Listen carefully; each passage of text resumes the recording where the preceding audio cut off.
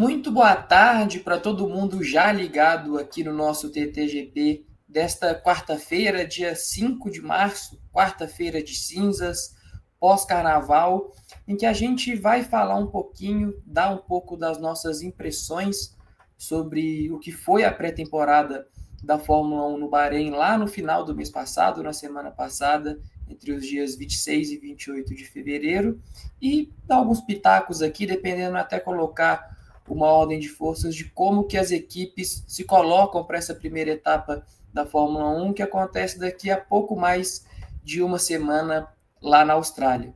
E hoje na atração aqui estão comigo Daniel Balsa e Vicente Soela, mas antes de chamar eles aqui para a tela para poder comparecer aqui, apesar de que a Carol já colocou eles aqui um pouquinho antes, eu vou fazer um pedido especial para vocês.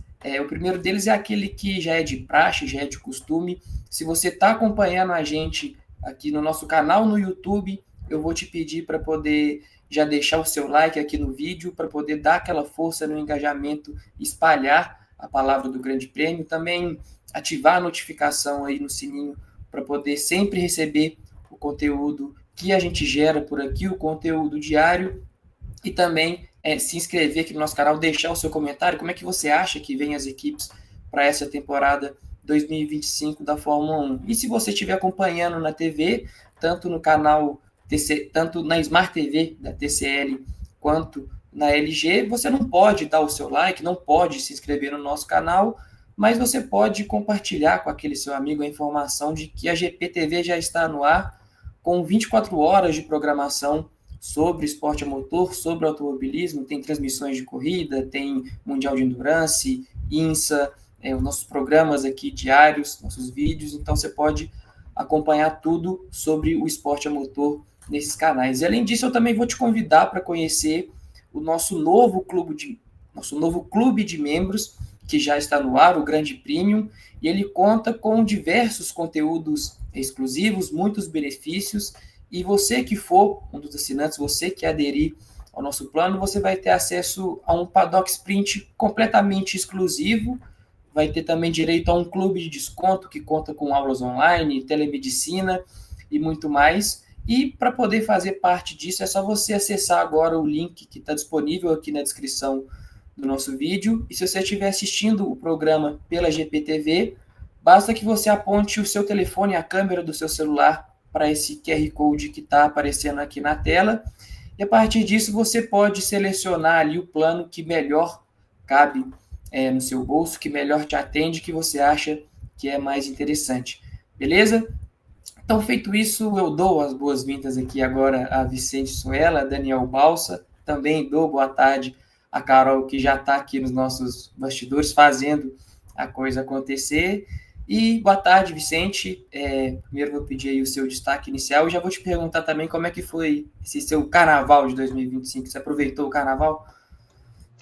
Fala, Bernie. Boa tarde. Daniel também, é um prazer estar. Eu acho que o Daniel é a primeira vez que eu faço um programa com ele, então é um prazer imenso estar aqui com você, Balsa. Bernardo já é meu parceiro das antigas aí, e a Carol também está conosco aqui nos bastidores. Bem, a Fórmula 1 está prestes a começar, né? Os testes terminaram na semana passada e muita coisa a ser observada. Claro que nem tudo fica tão claro assim nos testes de pré-temporada, porque algumas equipes acabam escondendo o jogo, outras que dão o seu melhor também, não quer dizer que serão as potências, né, da temporada 2025. Então, muita coisa a ser analisada. As equipes sempre usam programas diferentes, correm com pesos diferentes de combustível, mas a gente pode observar já alguns pequenos detalhes ali. A McLaren realmente está muito bem em ritmo de corrida, em ritmo de classificação, tanto que a Ferrari, a Red Bull, a Mercedes também se mostraram um pouco espantada com a força da McLaren. Não que já não era esperado essa força deles, já que é a atual campeã do Mundial de Construtores, mas talvez eles imaginavam que essa diferença seria um pouco menor, né? Lá no Bahrein, até mesmo o Toto Wolff disse que esperava que a Mercedes fosse 2 segundos mais rápido, porque como a temperatura estava baixa nas pistas do Bahrein, e a Mercedes se destacou em pistas com temperaturas baixas do ano passado, ele esperava que a equipe poderia ser melhor por lá, mas a Mercedes não foi ruim. Eu digo até que foi talvez do top 4 ali a grande surpresa, ao meu ver, porque eu não imaginava que a Mercedes poderia começar a temporada com indícios positivos, né? Já que, como não brigou no ano passado pelo título, talvez já focasse em 2025. 2026. Mas há muita coisa para a gente comentar, muita coisa a ser analisada. A McLaren, de fato, surgiu como favorita, mas isso não quer dizer que Ferrari e Red Bull, obviamente, devam ser descartadas já no início da temporada. E também os novatos que tivemos, Gabriel Bortoleto com a Sauber, o Antonelli também com a Mercedes, o Isaac Hadjar, que está confiante, diz que aprendeu muita coisa com o Max Verstappen, então há muito a ser comentado no TTGP de hoje.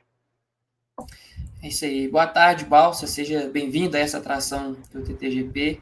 O Speed também seu destaque inicial. E se puder comentar também, você aproveitou o carnaval? Você gosta de carnaval? Eu gostei muito do carnaval porque teve Fórmula Indy, então eu pude acompanhar muita corrida no final de semana. Eu sou daqueles unidos do edredom, do cobertor e por aí vai. Mas muito boa tarde, bom dia, boa noite para quem está acompanhando o TTGP, o Bernie, o Vissa. Eu acho que uma coisa bem interessante, até que o Vissa falou, né? O Hadjar aprendendo muito com o Verstappen, o Lawson também falou a mesma coisa, que agora ele tem dados que ele compara diretamente e tal. Eu estou espantado que o Verstappen virou o tiozão da Fórmula 1 aos 27 anos. Isso aí causa um certo espanto na galera aí que, pô, abraçou os novatos da Red Bull e, enfim, né, virou o tiozão ali da Red Bull. Vai virar pai e muita coisa vai mudar ali na vida, no dia a dia do Verstappen. Mas, falando de Fórmula 1, dos primeiros testes, eu acho que, óbvio, a McLaren à frente e a forma como a McLaren andou à frente em ritmo de corrida é o que causa espanto, mas para mim um destaque positivo é a Mercedes. Para mim a Mercedes, até foi tema de um GP às 10, para mim a Mercedes era a quarta força, assim, quarta mesmo ali. Como foram nos últimos anos, por mais que ganhou 4 corridas no ano passado, a Mercedes não brigou nem pelo terceiro lugar. Eu acho que nesse ano a Mercedes entra nesse bolo, pode ser que seja cedo, falar, vai estar na disputa do título, mas eu acho que vai entrar nesse bolo, então invariavelmente eles vão estar em corridas brigando pela vitória e que não vai ser uma condição extrema como o caso das temperaturas baixas ou o caso do acidente do Norris e do Verstappen na Áustria, que a vitória caiu no colo da Mercedes. Então tem muita coisa interessante para falar da Fórmula 1 2025 e eu confesso que fico até um pouco surpreso diante do dinamismo de tanta coisa boa para essa temporada, lembrando que no ano que vem tem um regulamento novo e dá para ver que o pessoal colocou muitas cartas para esse ano. É isso aí. Então vamos falar um pouquinho de cada uma dessas 10 equipes, discorrer um pouco mais sobre isso, até porque o nosso tempo hoje está um pouquinho corrido.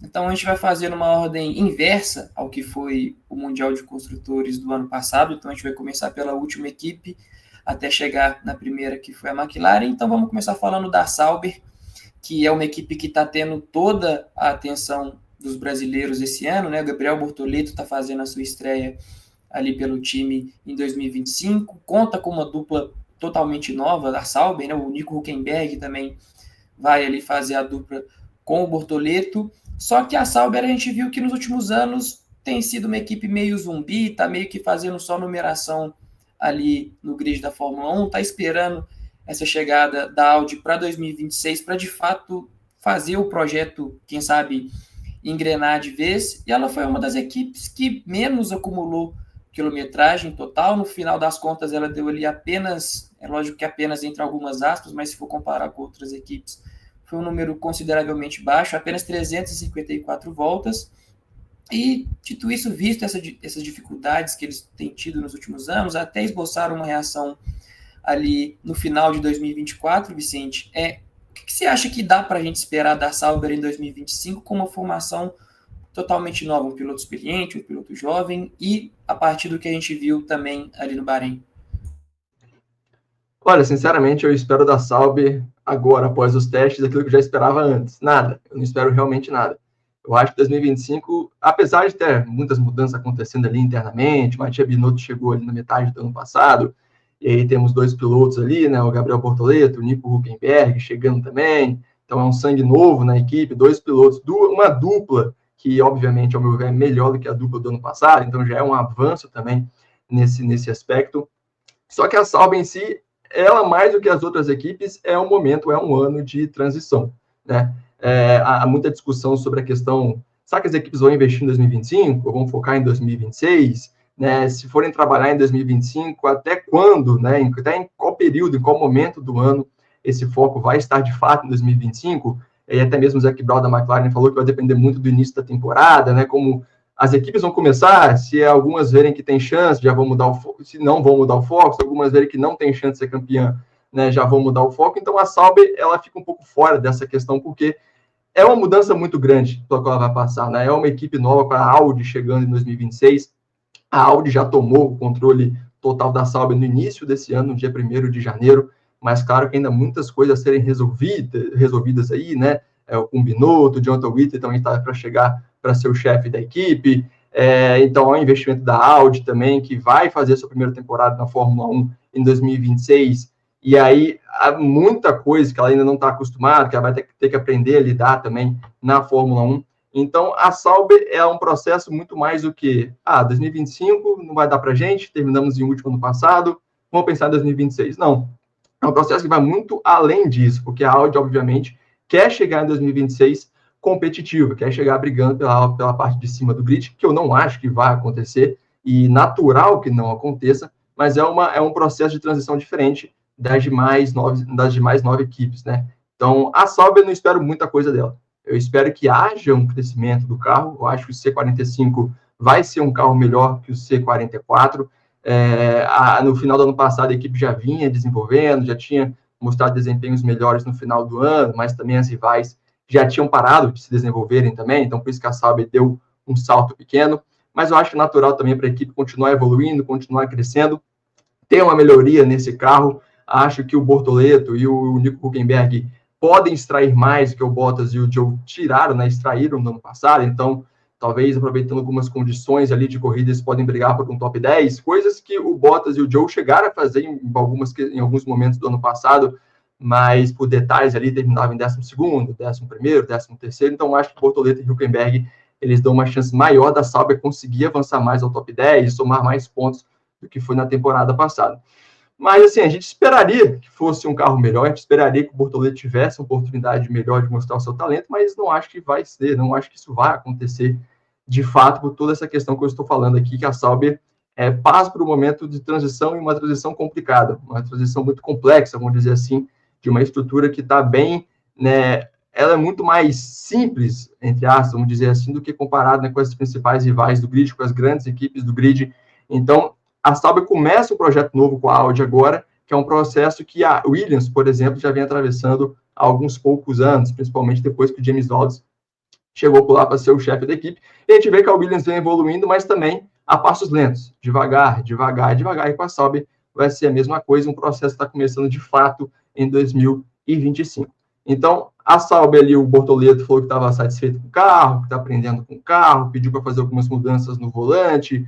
O Hülkenberg também falou que ficou satisfeito com algumas mudanças que foram feitas para melhorar o equilíbrio do carro. A gente sabe, né, que nenhum carro não é lá essa belezura, mas claro também que há essa evolução que eles estão buscando, né? Eles tiveram um carro no final da temporada passada nos testes de pós-temporada, e agora pegaram o carro na pré-temporada, né? Claro que há essa melhora ali no equilíbrio, né, em diversos fatores, mas a Sauber ali vai ser de fato uma coadjuvante, vai brigar novamente pela parte de baixo do grid ali, deve terminar em último também, né? E essa é uma análise que eu faço olhando agora, após a pré-temporada, mas eu não vejo a equipe se desenvolvendo tanto assim ao longo do ano. Eu acho que vai brigar pelo fundo do grid mesmo, pelo 10º, pelo 9º lugar, talvez, mas a gente não deve esperar muita coisa, não, e torcer para o Bortoleto mostrar seu talento mesmo assim, né? Distrair o que for possível do carro, que ele tem essa capacidade. É um piloto que sabe se adaptar muito bem, mostrou isso nos últimos anos, ao vencer a Fórmula 3 pela primeira vez, aí chega na Fórmula 2 com um carro completamente novo para ele, né? E era um carro também novo para a categoria, com a mudança de regulamento que teve, mas ele também soube, né, se adaptar muito bem àquele carro ali, sofreu no início da temporada, depois se entendeu melhor e foi campeão. Na Fórmula 1 não vai ser diferente. Ele tem esse carro da Sauber que a gente sabe que não é um carro bom, ele vai sofrer também para se adaptar, né, algumas pistas que ele nunca correu, ao carro também, ao comportamento do carro, mas a gente espera também uma melhora gradual dele ao longo da temporada para tentar extrair o que for possível. Mas a Sauber em si, eu acho que não há muito a ser dito sobre ela, além do que a gente já sabe que pode vir a acontecer, que é brigar na parte de baixo. Sim. E Balsa, o Bortoleto, entre os novatos, ele foi um dos que menos acumulou quilometragem, ele teve ali problema principalmente na sexta-feira, aquela pancada que ele deu no assoalho ali na saída da curva 4 na zebra. Dentre os novatos ele andou mais só do que o Leon Lawson, que teve problema com a Red Bull no segundo dia. E o quanto que essa falta de quilometragem que o Bortoleto teve, né, essa quilometragem a menos, essa rodagem a menos, pode ser prejudicial para ele nessa temporada de estreia na Fórmula 1? Bernie, eu acho que assim, para um novato, qualquer metro faz diferença. Mas o próprio Bortoleto minimizou isso, né, na última semana, que disse que é um cara que nunca fez um teste privado na vida. Então ele deu uma minimizada e eu acho que assim, ele vai compensar de outra forma. É difícil você falar isso de um novato. Poxa, mas ele precisa de rodagem, ele precisa de experiência, ele precisa conhecer mais o carro. Né? Mas eu acredito que ele vai tentar compensar com o simulador, que óbvio não é a mesma coisa, mas vai trazer uma base para ele, pelo menos de reação, para entender mais sobre o circuito. Primeira etapa em Melbourne, ele, óbvio, andou nas categorias de base, mas essa é a primeira vez dele com um carro de Fórmula 1, é um circuito de rua, a gente sabe os desafios que o circuito de rua tem, muitas vezes o simulador não vai trazer o mesmo nível do próprio piso, das imperfeições que se tem num circuito de rua, por mais que o Albert Park ele tem condições do asfalto muito melhor que Baku, por exemplo, né, que é um outro circuito de rua, que aí já é um trecho urbano mesmo, onde a cidade funciona ao longo da semana. E aí ele vai tentar compensar também com motivação. Ele está chegando, não é só chegar numa equipe nova, como é o caso do Hülkenberg, ele está chegando numa categoria, ele está chegando numa categoria onde o país o qual ele nasceu, o Brasil, tem uma enorme tradição e não tem um piloto na Fórmula 1 em temporada completa desde a aposentadoria do Felipe Massa. Então tem uma certa expectativa e eu acho que pela primeira vez em muitos esportes a expectativa que se tem em cima do Bortoleto é uma expectativa apoiadora. Eu não acho que se o Bortoleto chegar em 17º na Austrália, o pessoal já vai falar, pô, mas era bom na Fórmula 2. Como a gente sabe que é cultural no nosso país, uma medalha de prata muitas vezes não serve para nada, coisa que o Ayrton Senna cansou de falar, que o segundo é o primeiro dos perdedores. Eu acho que por tanto tempo sem o Brasil vencer na Fórmula 1 e depois de tanto tempo sem vencer, sem piloto na Fórmula 1, eu acho que essa geração de fãs atuais vai ter uma certa paciência. Eu acho que isso vai ser muito bom para o Bortoleto ao longo do ano, que tem que ser um ano, é o famoso ano o cachorro fazer o xixi no poste, tem que marcar o território. Óbvio, tem um contrato longo com a Sauber, né, de múltiplas temporadas, se fala em 3, 4 anos, então é algo que dá uma certa confiança, mas a gente sabe que na Fórmula 1 contratos são feitos para serem quebrados, e a gente já viu nos últimos anos alguns contratos sendo rompidos por falta de desempenho. Então acho que sem essa pressão excessiva externa vindo dos fãs brasileiros ou de qualquer outro lado, vai ajudar o Bortoleto e acho que ele vai compensar essa falta de quilometragem nos testes de alguma forma. No resto, com relação a desempenho, o Vissa falou muito bem, expectativas da Sauber muito baixas. Eu acho que, para mim, óbvio que vai ser um outro tópico, mas já vou dar uma pitada. A Haas não fez testes muito bons para mim, tirando o último dia que o Ocon achou uma volta lá e colocou a Haas no 8º tempo. Eles sempre, em ritmo de corrida, andaram muito atrás, então pode ser que de repente tenha uma briga aí para o Bortoleto entrar junto com o Hülkenberg, além de tentar bater o companheiro de equipe dele, tentar bater os carros da Haas. Eu acho que é o único prognóstico, a única percepção que a gente pode ter aí para a Sauber. O fio de esperança de brigar com alguém, vai.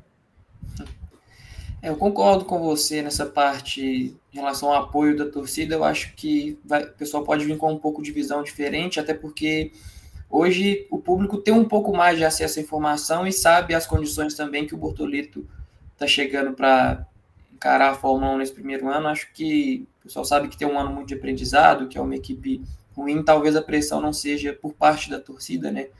Não seja tão grande nesse sentido por esses motivos.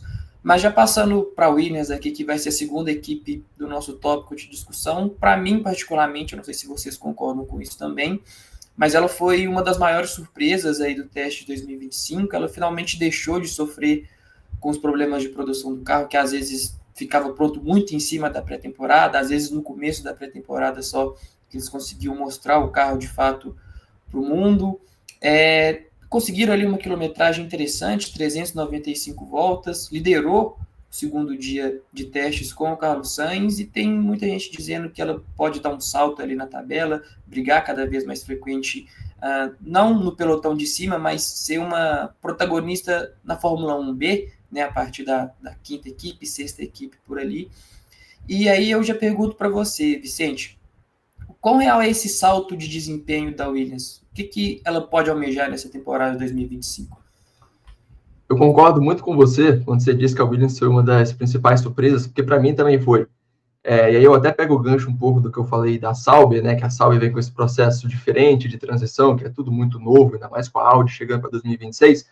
A Williams também é uma transição, mas uma transição diferente, porque o James Vowles já está ali na equipe há algum tempo. Você tem o Alexander Albon, que é um piloto experiente já de alguns anos na Fórmula 1. Tem o Carlos Sainz chegando agora, que é um piloto com experiência na McLaren e na Ferrari e na Williams agora também. Então, é um dos únicos, né? Eu tenho até que ver essa informação, que já passou para as 3 maiores equipes, né, do grid da Fórmula 1 na história. Então, ele chega com uma certa bagagem que, obviamente, vai ajudar a Williams. É claro que ele chega com muita informação da Ferrari, principalmente ali, já que ele acompanhou esse processo de crescimento da Ferrari, depois que o Frederico Vasseur chegou no início de 2023, a temporada 2024 também foi uma boa temporada, que a Ferrari ficou em segundo com 14 pontos atrás apenas da McLaren. Então, é claro que ele tem muita informação ali da Ferrari que ele vai levar para a Williams, a maneira de trabalhar. Talvez não a questão da aerodinâmica do carro, nada do tipo, mas a maneira como os processos acontecem nos bastidores, na fábrica, que tudo isso, no final das contas, tem uma certa influência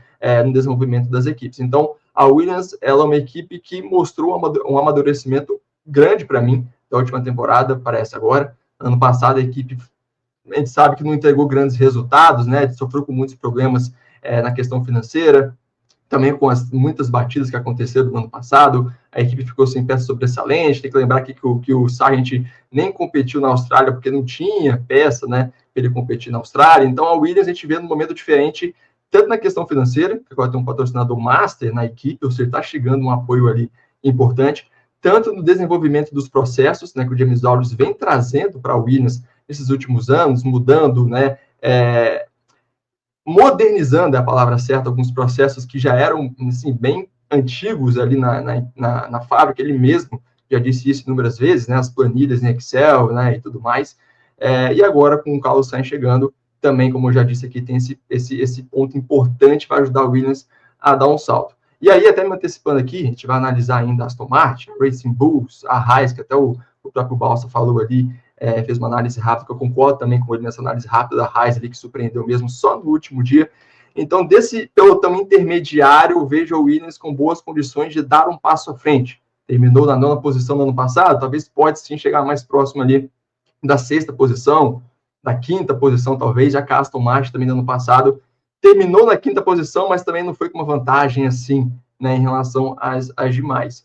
Mas eu vejo a Williams avançando, e até a McLaren, o André Stella falou que, né, na opinião dele, é a equipe mais próxima do top 4 em 2025. Claro que ainda muito cedo para a gente falar sobre isso, há muitas coisas ainda a serem analisadas. Mais uma vez, vale lembrar que os testes são apenas testes, né? Então a gente não sabe como cada equipe de fato, né, andou ali, qual programa foi utilizado, mas são sinais positivos na Williams que a gente pode esperar em 2025, embora eu veja o foco também já em 2026, como o próprio Alexander Albon já defendeu também. E eu acho que é o que a Williams tem que fazer. Para 2026, ela já tem um grupo ali fechado, formado, vamos dizer assim, já tem uma base pronta com 2 pilotos, chefe de equipe, já sabe qual motor vai utilizar no ano que vem, que é o motor Mercedes, já conhece já há algum tempo. Então, um processo mais fácil de transição para a Williams do que para a Sauber. Eu vejo a Williams tirando bom proveito já do que foi alcançado aqui ainda em 2025. Isso aí. E já passando para a próxima integrante da nossa lista aqui, a Racing Bulls.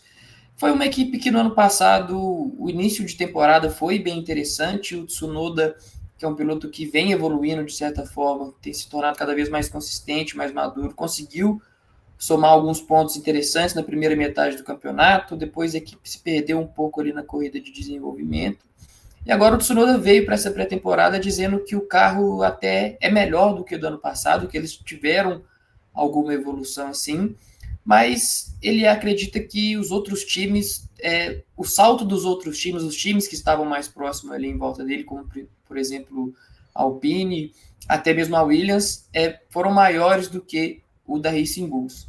E aí, se a gente puder de fato levar a sério essa declaração do Tsunoda, que a equipe já está com alguns problemas ali em relação à competitividade no início da temporada, e a gente vê que ele sofreu talvez um golpe duro na carreira dele ao ver que ele não conseguiu a promoção para a Red Bull em 2025, que a Red Bull preferiu promover o Liam Lawson.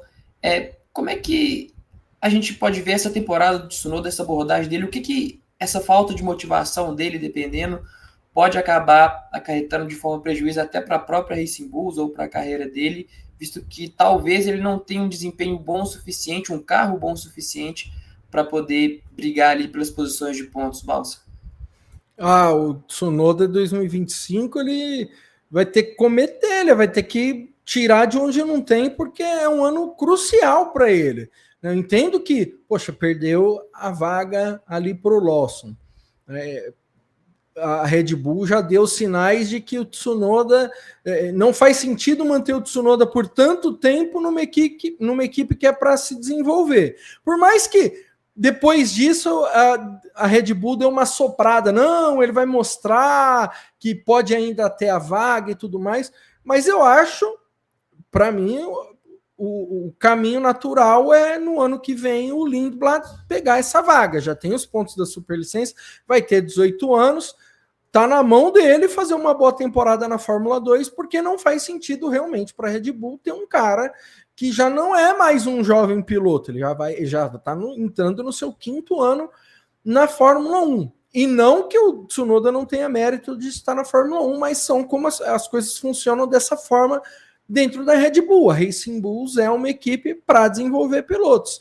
Por mais que eles trouxeram o Ricciardo nas últimas temporadas, mas o Ricciardo também não acendeu, limaram o cara por ali.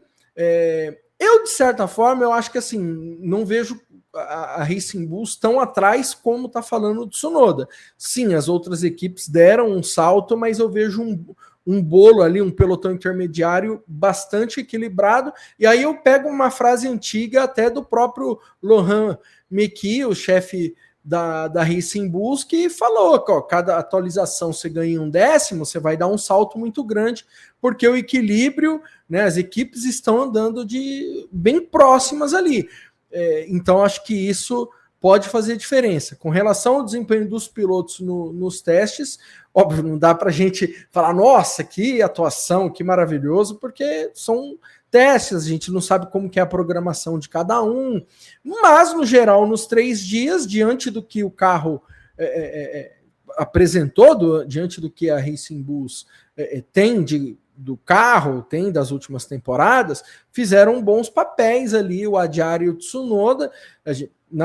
Nas declarações deles, depois dos testes, mostraram tá basicamente confortável com o carro, então mais ou menos assim, hoje acho que a Racing Bulls está no lugar que esteve no ano passado, terminou o campeonato no 8º lugar, mas muito próximo da Haas e muito próximo da Alpine, que eram a 7ª e 6ª colocada no Mundial de Construtores. Então acho que a Racing Bulls vai estar nessa briga aí. Eu acho que realmente a Williams parece dar um salto muito grande, mas eu acho que a Williams, até por muito que se fala de 2026, o próprio Vaules, na apresentação da pintura do carro lá no evento da Fórmula 1, falou, esse é o último carro antes de uma nova era. Então, na apresentação de 2025, ele fala de 2026. Então, acho que a partir de um momento, a Williams vai falar, ok, legal, foi bacana, a gente deu o passo, mas agora é 2026. Então, isso pode ser que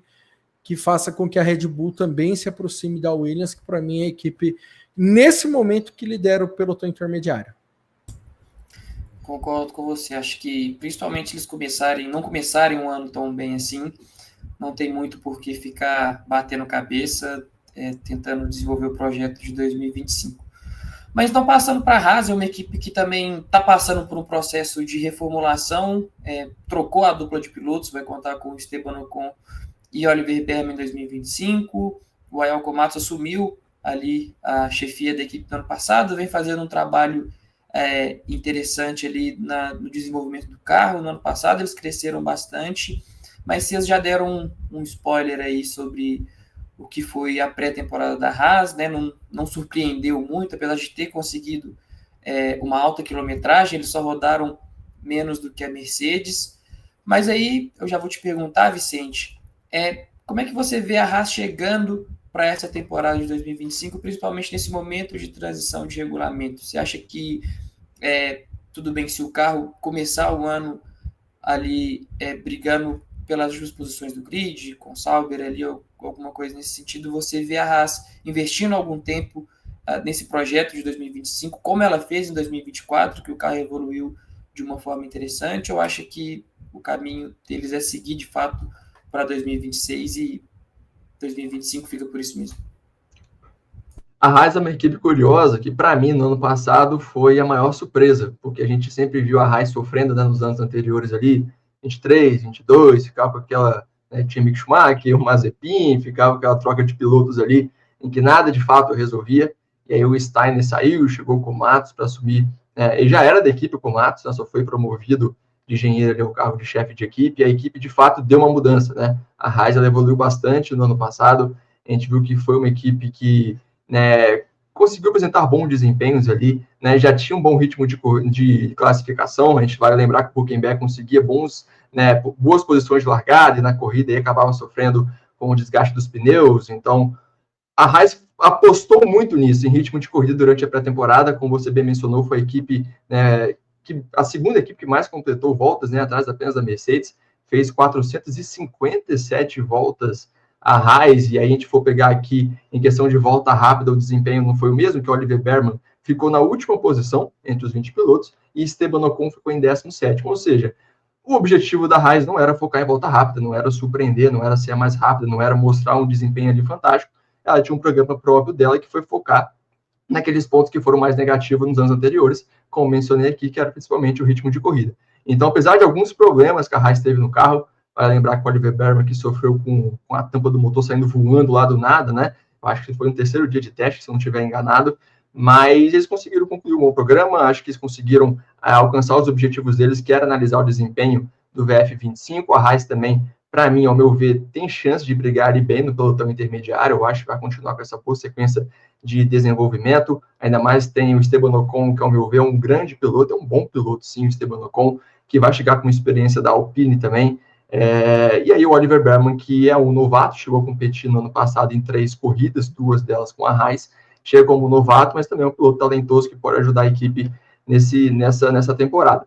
Mas a Haas também, ela tá, assim, eu acho que essas equipes do pelotão intermediário estão focando já em 2026, que eu acho que é onde elas acredito que podem, de fato, ter uma mudança ali na classificação. A Haas não espera chegar no top 4 esse ano, talvez o top 5, top 6, top 7 ali, obviamente, é o objetivo deles. Então, a Haas está se aproximando, né, da Ferrari também na questão de aproveitar mais peças, né, aproveitar uma suspensão, tomar algumas ideias da Ferrari ali nessa parceria que eles têm, ao mesmo tempo que também tem uma parceria técnica com a Toyota desde o ano passado, que de fato também ajuda a Haas em alguns sentidos do desenvolvimento do carro. Então, a Haas é uma equipe para ficar de olho, né? Obviamente, os 2 primeiros dias na pré-temporada foram desanimadores, né? Muitos chegaram a dizer que a Haas ficaria atrás da Sauber até mesmo, mas o terceiro dia a equipe deu uma reagida ali e mostrou que não está tão ruim assim, e eu acho que realmente não está tão ruim assim. Pode ter algumas dificuldades com as rivais diretas ali, a Williams, a Racing Bulls, né, a Alpine, mas vai continuar em 2025 da maneira competitiva que foi em 2024, ali no pelotão intermediário. Eu acho que a equipe tem muito a crescer com o Komatsu, e até a metade do ano, pelo menos, vão focar nesse atual carro, para depois virar as atenções ali para 2026, que pode ser um ano interessante para a Haas. Aproveitar esse embalo de evolução e chegar em 2026 com um novo regulamento, com o pé direito, e talvez se manter como principal força ali do pelotão intermediário também, que não vai brigar na parte de cima. Isso aí. Subindo aqui já na nossa lista, a próxima equipe é a Alpine, que ela andou relativamente bem com os dois pilotos, os dois conseguiram ter uma quilometragem interessante. Ela apresentou um carro que não parece ser aquela aberração que foi no ano passado, que era o pior carro do grid, que sofria principalmente com sobrepeso. Parece ser um carro mais bem nascido, um carro mais interessante, que talvez até permita a equipe brigar por pontos com mais frequência. Só que o principal centro de discussão ali dentro da Alpine tem sido aquela relação do Jack Durham, que é o novo piloto deles titular, com o Franco Colapinto, que chegou ali como reserva e está recebendo praticamente toda a atenção do conselheiro Flávio Briatore. E aí, Balsa, eu vou querer te perguntar mais em relação ao Durham em si do que da Alpine, mas é claro que você pode discorrer um pouquinho sobre como você vê esse desempenho da Alpine para 2025 também. Mas como é que você avalia o desempenho do Durham na pré-temporada e você acha que o carro vai ser bom o suficiente para permitir que ele entregue alguns bons resultados para poder se manter ali dentro? Porque, obviamente, para ele entregar resultado, né, ele vai precisar de um carro bom, minimamente bom também. Assim, Bernie, eu acho que para começo de conversa, né, olhando os testes, ele nunca ficou muito distante do Gasly, por exemplo. Então, ele sempre fez as coisas ok, se assim a gente pode dizer. Então, mantendo as condições normais de temperatura e pressão, vamos imaginar que esses testes fossem as primeiras atividades oficiais. É óbvio que cada um tem uma programação diferente, então é muito difícil uma análise minuciosa em cima disso tudo. Até agora, o Jack Durham não deu motivo para ser trocado. Eu acho que isso é o que tem que ser pensado. Só que quando você vê o Colapinto indo esquiar com o Briatore, tomando vinho juntos, jantando nos melhores restaurantes da Europa antes dos testes, parecendo dois amigos de longa data, e aí você para analisar, o cara sai de reserva da Williams para ser reserva da Alpine. Eu acho que já tem um tempo que a Williams mostra que terá um projeto melhor e sempre tratou muito bem o Colapinto lá dentro. Eu acho que não foi uma liberação, tipo assim, pega o Colapinto aqui porque nos próximos anos não tem vaga. Não, a Alpine, ainda mais para tirar o Mercado Livre de lá, a Alpine pagou uma bela grana também para tirar o Colapinto. Então, alguma coisa mais alinhada para o Colapinto ser titular existe. Então, acho que dependendo... E a gente sabe que o chefão mesmo, o título é conselheiro, consultor, né, do Briatore, mas quem manda lá é ele.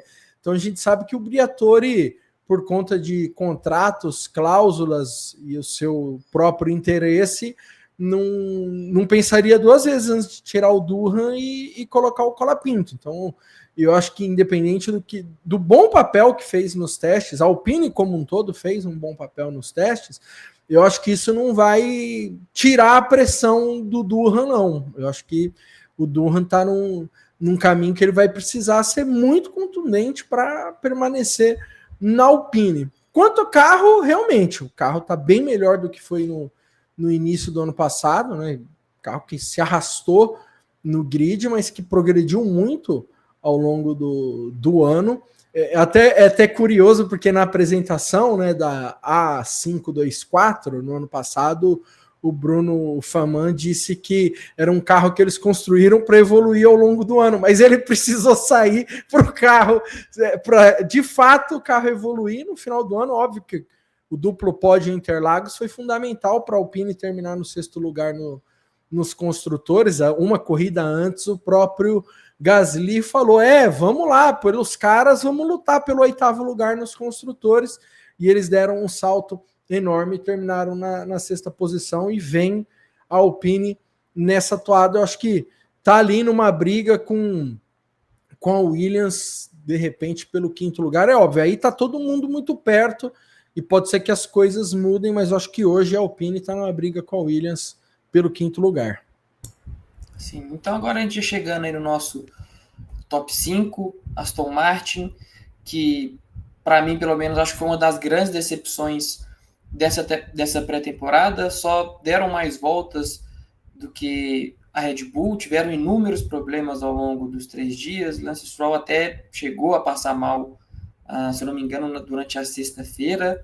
Então andaram um pouco, o carro também parece que tem ali inúmeros problemas, o Alonso parece não ter gostado muito do que viu, eles definitivamente não conseguem entender o que se passa nesse novo regulamento, nesse negócio que explora o efeito solo, sempre se perdem um pouco ali no desenvolvimento. Então, Vicente, a gente pode já cravar aqui que o Alonso vai sofrer para brigar por pontos em 2025 e também já emendando uma segunda pergunta para você, com a chegada do Newey, o Newey já trabalhando com a equipe agora em 2026, vale a pena também investir algum tempo no carro desse ano ou é melhor já chutar o balde e focar em 2026?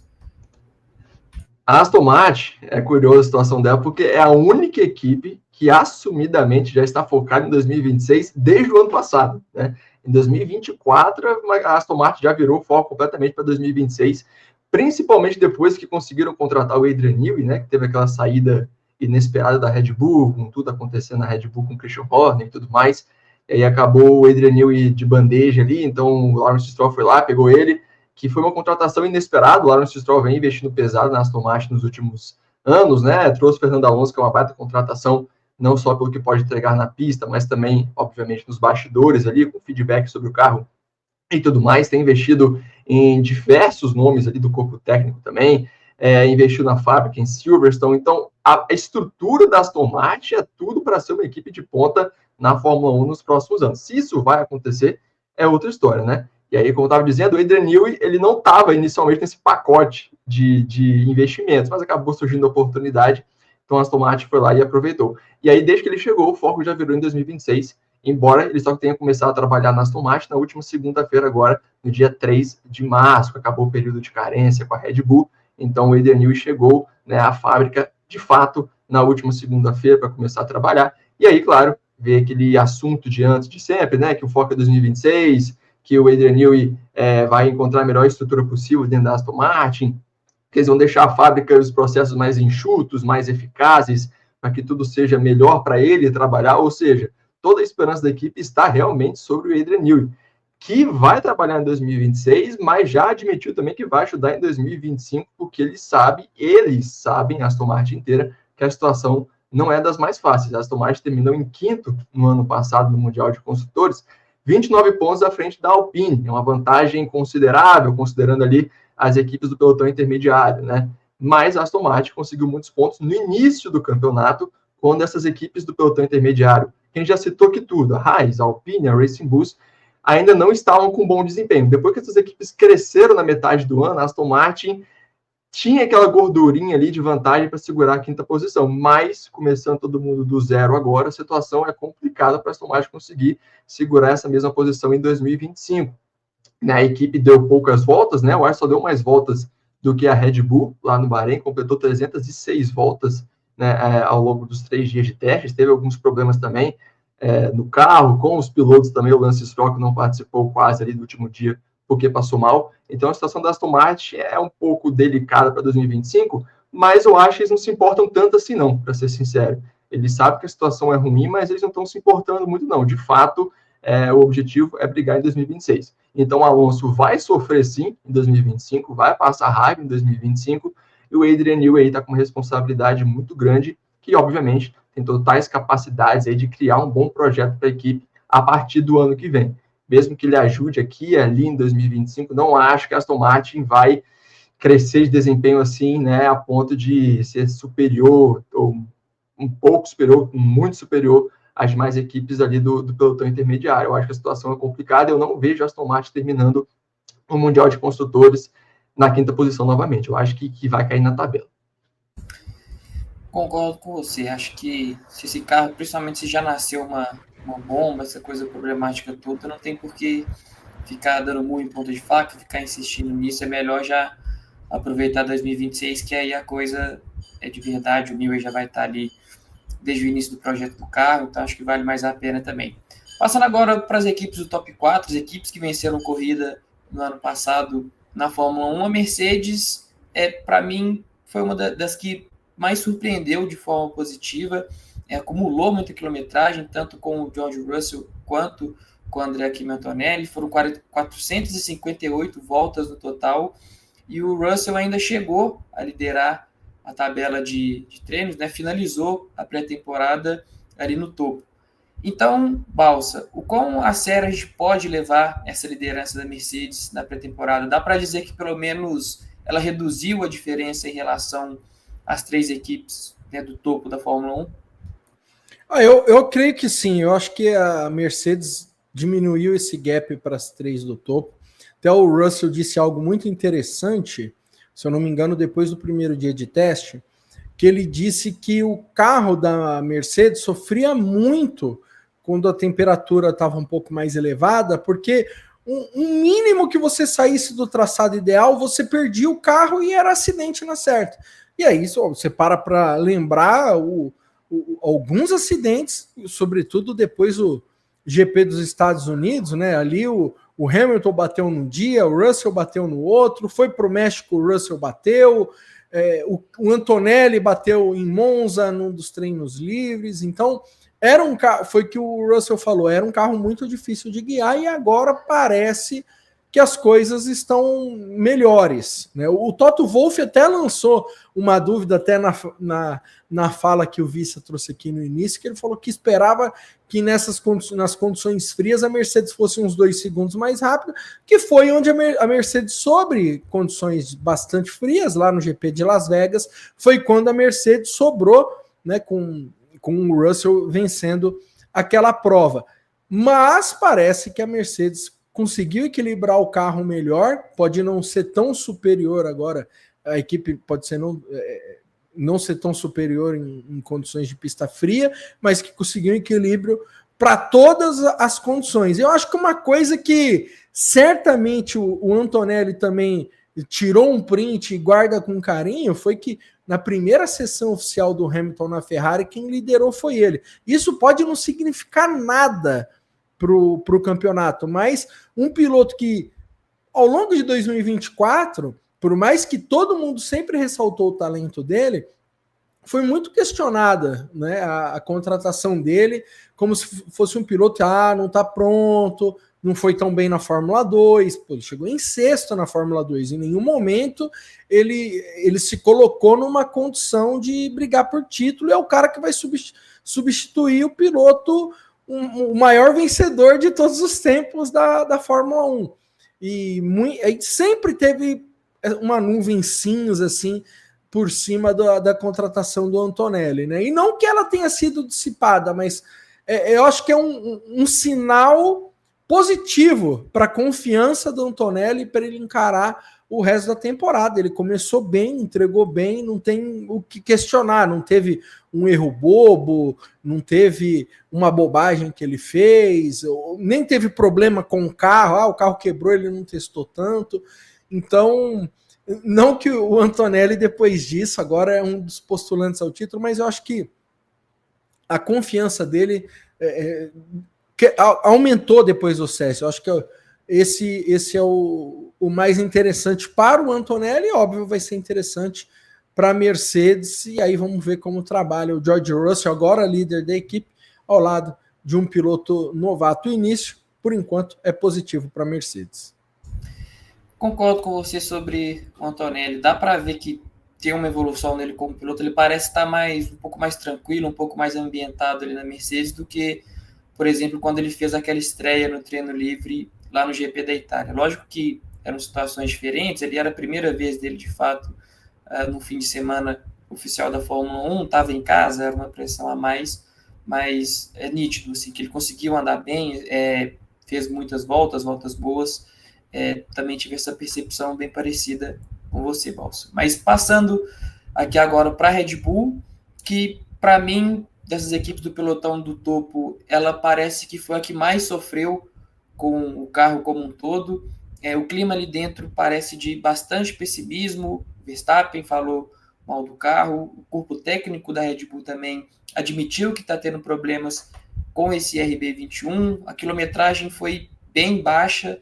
O Leon Lawson teve problemas ali no segundo dia com o carro, ficou muito tempo dentro da garagem, acumulou pouca quilometragem também.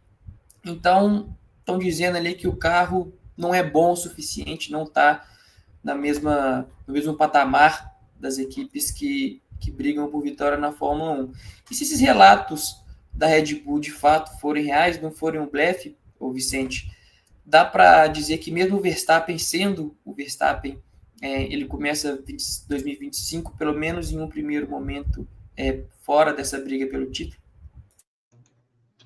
A Red Bull ali, havia uma expectativa, na verdade, eu acho que há uma expectativa muito grande em cima da Red Bull, por dois motivos. Primeiramente, porque a equipe que foi a vencedora, não em 2024, mas em 2023, de maneira dominante, 2022 também, é a equipe que no início ali, a que melhor entendeu esse regulamento atual da Fórmula 1, e no ano passado teve uma queda ali, né, a partir da metade da temporada, nem na metade, antes da metade da temporada, a partir de Emília-Romanha, ali, de Imola, ou né, até Miami ali, e havia essa expectativa de ver como a Red Bull voltaria em 2025 com o carro que é o primeiro carro que não foi projetado por Adrian Newey.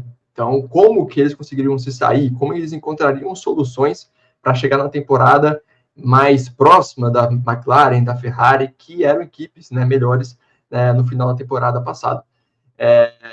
E eu não acho que é blefe, não. Eu acho que a Red Bull realmente está sofrendo. Eu acho que a Red Bull realmente, talvez ela esperava mais dela mesma e não conseguiram, não viram esses resultados acontecerem. Como você bem mencionou, há um clima certo de pessimismo ali, né? Eles mesmos disseram que os testes no Bahrein não foram tão tranquilos quanto eles imaginavam, que encontraram alguns problemas ali no RB21.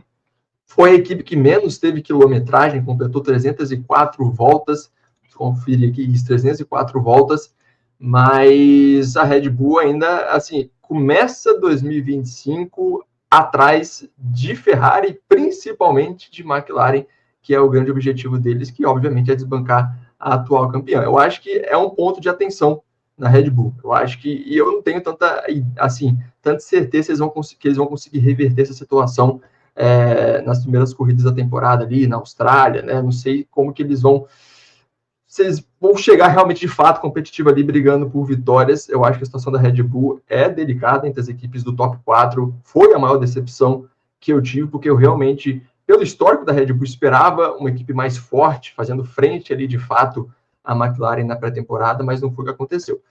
Então eu acho que não é blefe, mas a Red Bull tem capacidade também de reverter o quadro, apesar de eu achar que isso não vai acontecer. Eu acho que a saída do Adrian Newey ali foi algo que pegou muito a Red Bull, que afetou muito a Red Bull, obviamente, e eles não souberam enxergar os problemas do RB20 e solucionar esses problemas. Eles ainda estão meio perdidos ali no que fazer. Tanto que o Christian Horner disse que o carro em si não é tão diferente assim, houve algumas mudanças ali mais escondidas, né, na aerodinâmica do carro. Eu não sei se foram as mudanças corretas. Então, a Red Bull, acho que começa realmente com um sinal de alerta ligado aí. Quanto a Max Verstappen, é o Verstappen. O Verstappen, se tiver um carro minimamente competitivo ali, ele consegue brigar pelo título. A gente viu isso na temporada passada. Mas ele conseguiu uma gordura muito grande ali nas primeiras corridas da temporada, isso é um fato. Mas se pegarmos o momento em que a Red Bull não era mais o melhor carro do grid e comparar com o desempenho do Lando Norris, do Charles Leclerc ali, a pontuação do Verstappen foi praticamente igual a deles, né? Eu acho que o Norris somou 4, 6 pontos a mais somente que o Max Verstappen.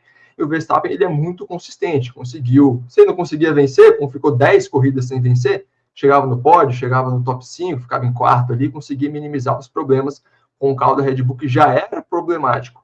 Então, acho que o Max Verstappen, independentemente do que a pré-temporada mostrou da Red Bull, chega sim como um dos favoritos ao título.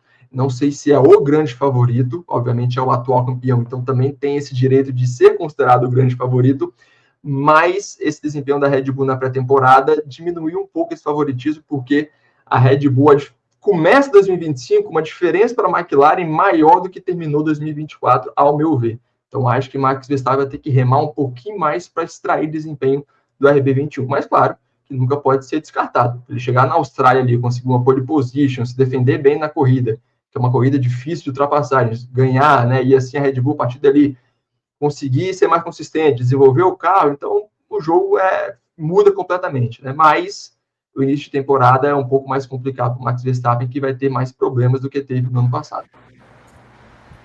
Acho que até o fato da equipe ter se perdido no desenvolvimento no ano passado também mostra que ele já estava um pouco perdido em relação ao seu regulamento e a coisa tende a repetir agora em 2025.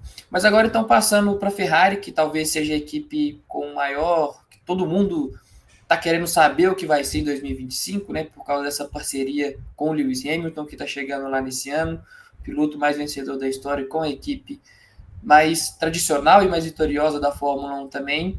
E os italianos saíram lá do Bahrein com alguns sentimentos mistos, a gente pode dizer assim. O chefe Frederic Vasseur ficou contente com os dados coletados, com o que a equipe conseguiu fazer, com os programas de teste que foram concluídos. Só que tanto Leclerc quanto Hamilton, embora também tenham visto alguns pontos positivos nesse novo carro da Ferrari, né, esse F25, eles reclamaram principalmente da falta de equilíbrio do carro. Diz que isso ainda é um problema, eles ainda precisam trabalhar bem para poder resolver isso. E aí, Balsa, com esse problema de equilíbrio, dá para a gente dizer que a Ferrari corre por fora numa eventual briga por vitória nas primeiras corridas de 2025, ou acha que ainda assim, até pelo que ela mostrou ali na pré-temporada, ela pode ser uma candidata real à vitória em todas as corridas?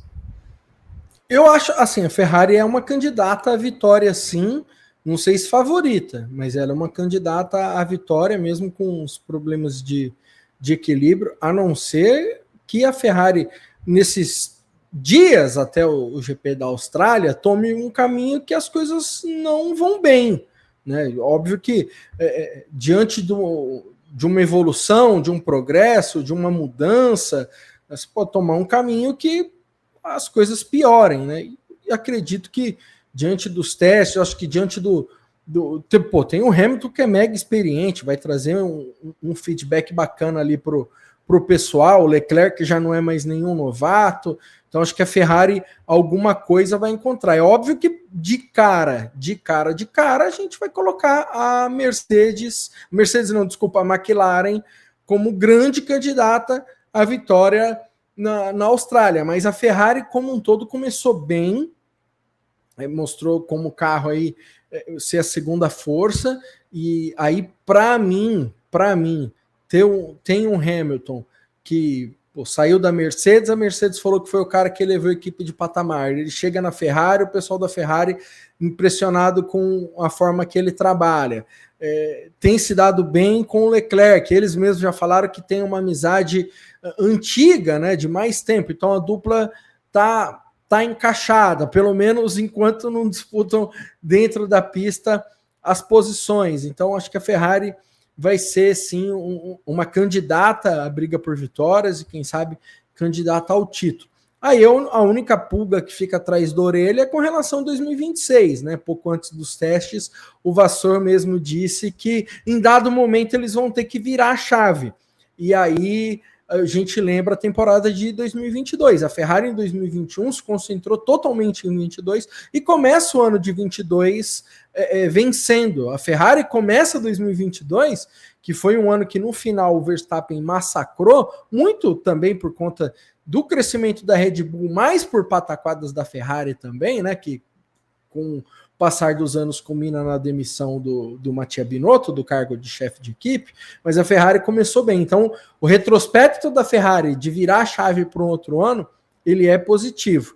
Então, vamos ficar de olho aí para ver como a Ferrari arranca, porque dependendo de como a Ferrari arrancar, vai ser o modo como ela vai operar em 2025. Se vai brigar pelo título, aí eles vão investir mais em 2025, mas se vê que o título foi um pouco distante, eles vão virar a chave cedo para 2026. Eu concordo com você, acho que a Ferrari está até pressionada por dois motivos nesse ponto. O primeiro é por causa do longo jejum deles sem título, né, tanto de pilotos quanto de construtores, e o segundo é porque eles têm que mostrar o porquê, né, justificar, assim, apesar de que acho que a maioria das pessoas já entendem o porquê deles terem puxado o Hamilton, mas eles precisam de dar alguma prova concreta para poder ter contratado o Hamilton e ter desembolsado tanto dinheiro assim. Então acho que se até no final eles tiverem ali como chance, seja no Mundial de Pilotos ou de Construtores, acho que eles vão repensar muito bem antes de iniciar de fato o projeto em 2026 e dependendo seguir até o final aí com esse desenvolvimento de 2025. Mas agora a gente vai passar para a McLaren, né, que inclusive é uma das chamadas do nosso programa de hoje. A McLaren, que certamente é a equipe que melhor entendeu esse regulamento que explora o efeito solo.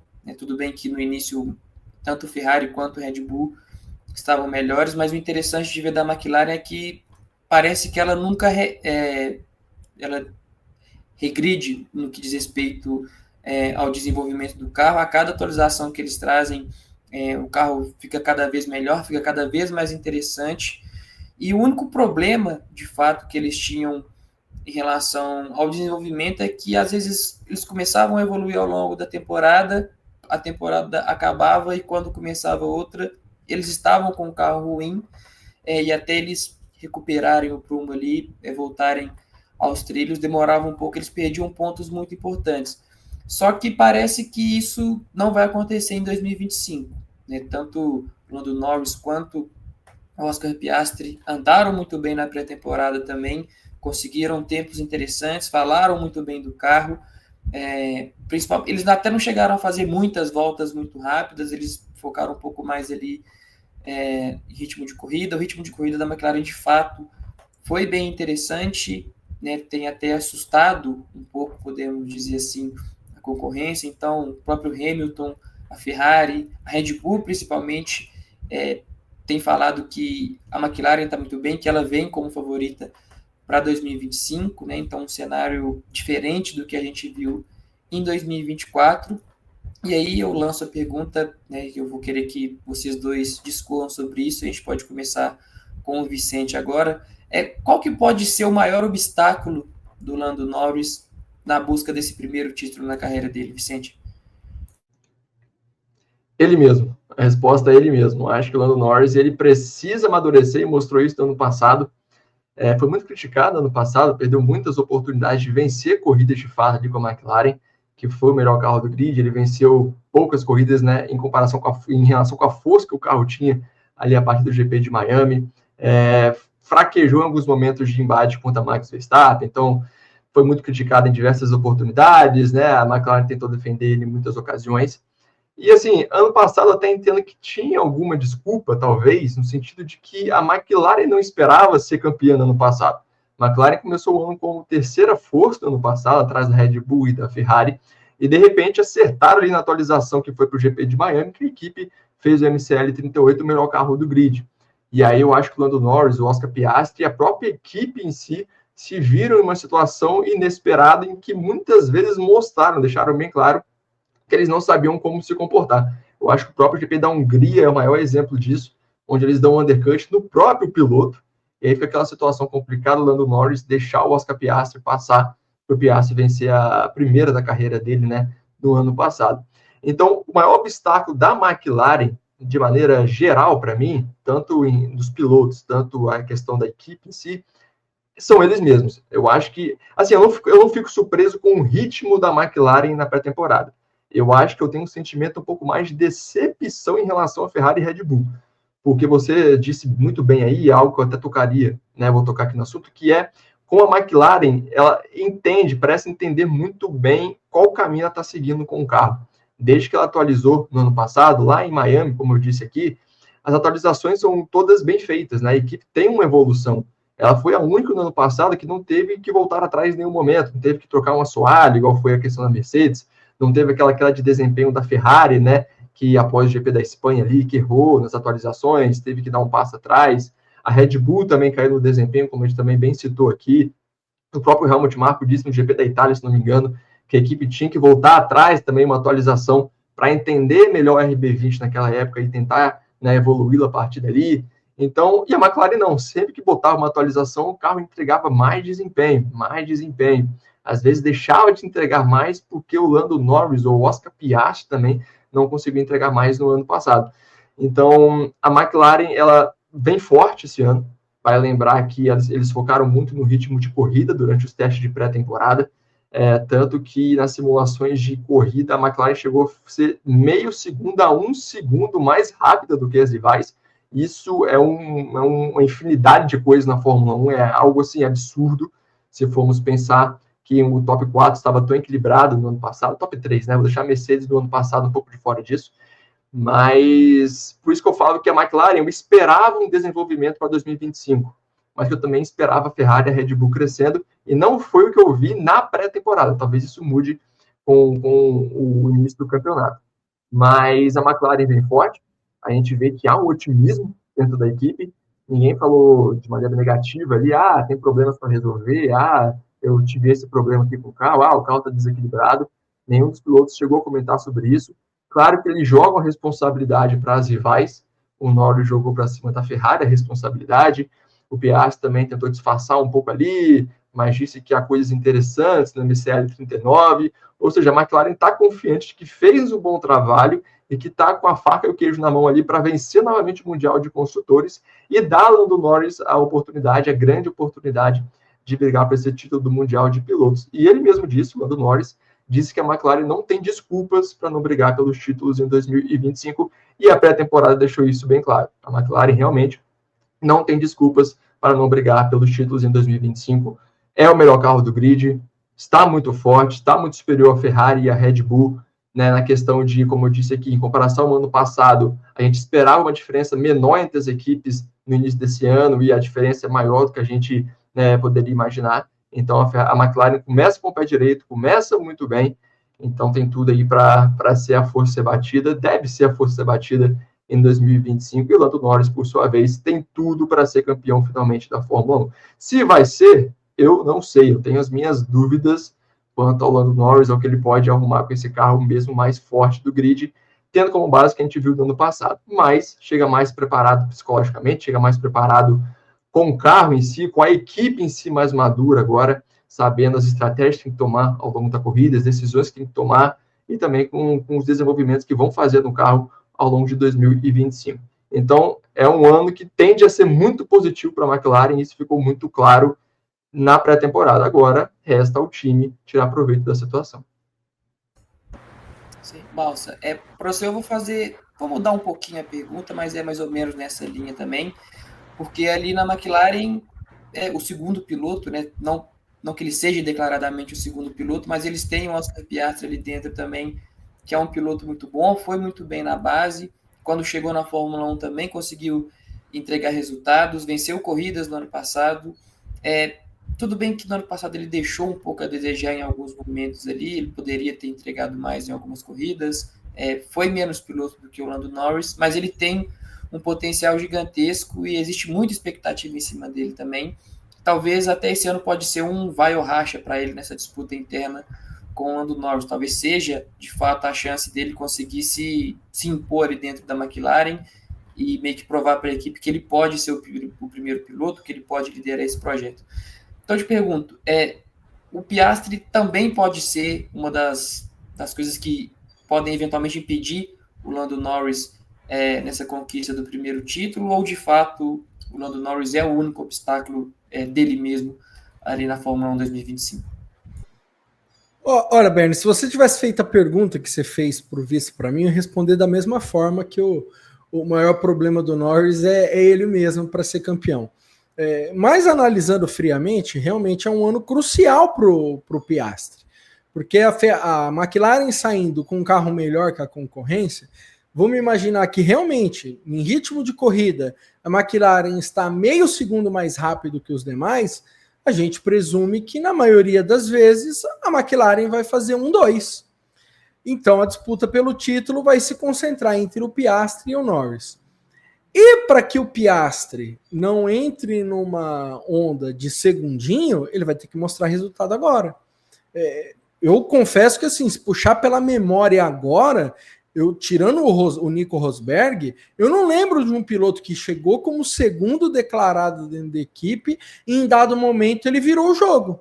Tudo bem que foi uma temporada só do Rosberg que fez tanto esforço para ganhar do Hamilton que acabou, ele falou, chega, para mim deu, não corro mais e tá bom. E foi o que aconteceu. O Rosberg foi campeão da Fórmula 1 e abandonou. Então, acho que para a continuidade do Piastri é um ano crucial e decisivo.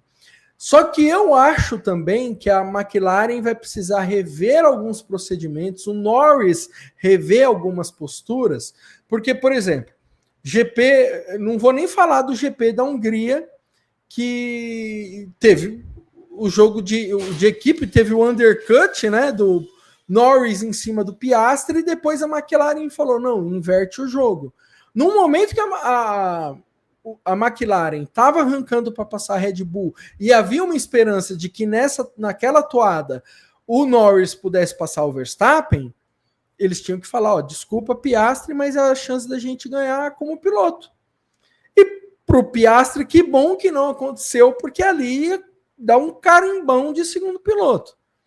Aí depois, na largada da Itália, que o Piastri passou os dois e assumiu a liderança ali, né? Depois a Ferrari ganhou a prova na questão da estratégia, não teve depois a troca de equipe, e aí ficou mó celeuma, e fica aquele papo em cima, tem que fazer jogo de equipe, não tem, não sei o que e tudo mais.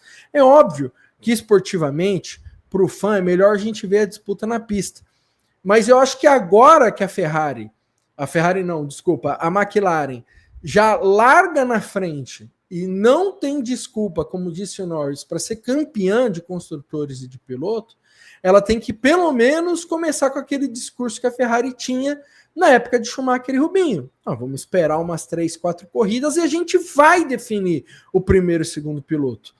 Por mais que contratualmente a gente sabia que já havia um primeiro piloto por ali, que era o Schumacher. Então eu acho que a McLaren, ela de cara precisa estabelecer essas coisas, e não precisa ter vergonha. Não, papai arrule, não, peraí, veja bem. O Norris mesmo falava, não, o Piastri nem quer isso, eu também não quero, que seja justo na pista e tudo mais.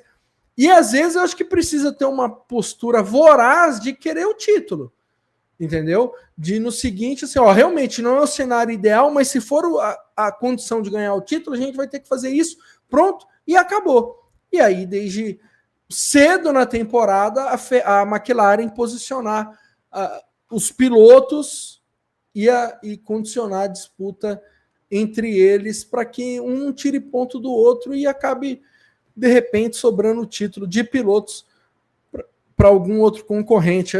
Nessa daí, o Verstappen, que vai ter toda a concentração da Red Bull, pode ser pentacampeão mesmo e, novamente, não tendo um carro superior à McLaren. Eu concordo com você também, Balsa. Acho que, principalmente, se alguma dessas outras equipes estiver, de fato, um pouco mais próxima, incomodando, tem que ter ali uma certa hierarquia, até porque a própria McLaren pode usar ela mesma como exemplo em 2007, que, querendo ou não, ela perdeu aquele título de pilotos naquela rivalidade do Hamilton e do Alonso, muito porque não tinha alguém muito claro ali, eram pilotos que estavam sempre no mesmo nível, né? O Hamilton chegou com o pé na porta também, já brigando pelo título, não queria ceder para o Alonso, obviamente, também bicampeão vigente, não ia abrir mão de ser campeão, né, de ser tri, e aí o Raikkonen acabou aproveitando e sendo campeão pela Ferrari. Mas acho que também vai entrar muita questão, fator psicológico, se for uma disputa direta ali entre o Piastri e o Norris, porque o Norris ele é um piloto que parece sentir um pouco mais a pressão, ele já falou sobre isso abertamente algumas vezes, que às vezes até fim de semana de corrida ele não consegue se alimentar direito, não consegue dormir bem, ele é uma coisa que ele ainda está batalhando para tentar melhorar. E por outro lado, a gente vê que o Piastri é um piloto mais frio, né? Ele é aquela pessoa neutra, né? Que quando ele ganha ou quando ele consegue um pódio ou quando ele vai para os pontos, o semblante dele ali não deixa transparecer muita emoção. Ele parece não se sentir muito pressionado nos momentos de tensão. A gente lembra a vitória dele ali no GP do Azerbaijão, que ele fez uma ultrapassagem muito ousada em cima do Leclerc, deu um mergulho ali na curva 1 e depois segurou muito bem a pressão do Leclerc sem errar quando o Leclerc tinha um carro melhor. Então, e a gente sabe todas as dificuldades que traz, né, essa disputa de título. Eventualmente você fica mais pressionado ainda, principalmente sabendo que você agora tem um carro capaz de ser campeão e que os próprios pilotos já disseram que agora não existem desculpas, né, para não ficar com esse título. Então, acho que a pressão só aumenta e aí nesse ponto talvez o Piastri possa ter alguma vantagem. Bom, mas então é isso, né? Acho que a gente já passou uma régua interessante, fez um resumo legal aqui do que foi cada uma dessas 10 equipes na pré-temporada e o que elas podem vir a ser na temporada 2025 da Fórmula 1.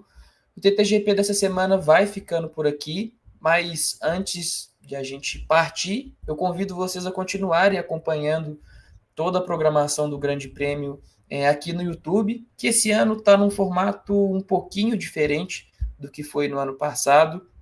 Obviamente, amanhã, na quinta-feira, a gente tem o WGP, que é feito apenas pelas jornalistas da casa, apenas as mulheres da casa comandam essa atração, mas na sexta-feira, no sábado e no domingo, agora a gente também tem o Paddock Sprint, que é um formato reduzido, né, do nosso Paddock GP, e a gente aborda o que mais interessante aconteceu ali no dia de uma forma um pouco mais compactada. E além disso, você já sabe, né, mas também não custa lembrar que a gente está presente na televisão com a GPTV, e se você tiver uma Smart TV, tanto da marca TCL ou da LG, você pode sintonizar lá no canal, né, no 702 da TCL ou no 1011 na LG, e também você pode acompanhar pelo aplicativo da SoPlay. Além disso, também eu vou te fazer aquele convite novamente para poder conhecer o nosso novo clube de membros, que ele já está no ar aí há algum tempo e com alguns benefícios exclusivos. Se você se tornar um assinante, você vai ter acesso, por exemplo, a um novo Paddock Sprint, um diferente desse que eu comentei que acontece na sexta, no sábado e no domingo, vai ser totalmente exclusivo para você que for membro. Além disso, você também vai ter um clube de descontos que conta com aulas online, telemedicina e muito mais. Então, é só você acessar o link disponível que está aqui na descrição do nosso vídeo. Se você estiver assistindo o nosso programa na GPTV também, basta que você aponte a câmera do seu celular para o QR Code que está aparecendo aqui na tela e escolher o plano que você considera ideal para você, que melhor cabe no seu bolso e melhor te atende. Beleza? Então, feito isso, a gente vai ficando por aqui e até a semana que vem. Valeu!